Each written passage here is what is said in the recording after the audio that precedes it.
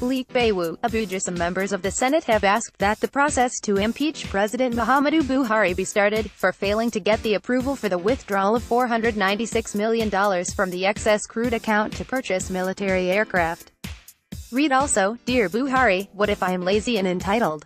Senator Mathew Uroghide, who moved a motion at the plenary on Thursday, specifically urged President of the Senate, Bukola Saraki, to allow the chamber to invoke Section 143 of the Constitution. Uroghide stated that the president had breached Section 80 of the Constitution, which stipulates that all government spending must be appropriated by the legislature.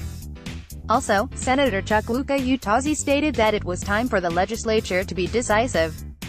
Saraki had on Wednesday read a letter from Buhari in which the president disclosed that the money had been withdrawn and paid to the United States for the 12 Super Tucano aircraft, ahead of legislative approval.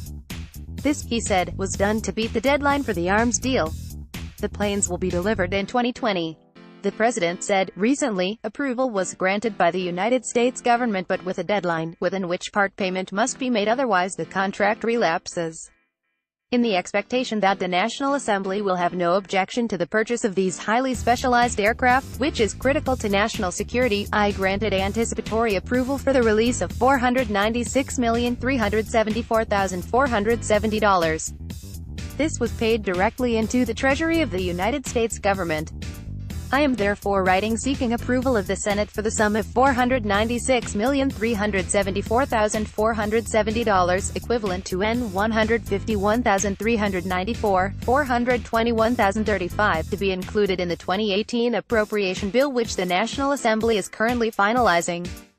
The balance of the requirement for critical operational equipment is still being collated from the different security services and will be presented in the form of a supplementary appropriation bill in due cause. Read also, my family forced me into marriage, woman tells court. Senator Mathew Uroghide has described the expenditure as a gross abuse of the Constitution.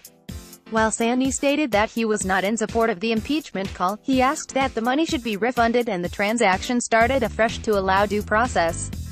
Senator Ibrahim, however, recalled that former Presidents Olusegun Obasanjo and Goodluck Jonathan made withdrawals from the ECA without seeking National Assembly's approval.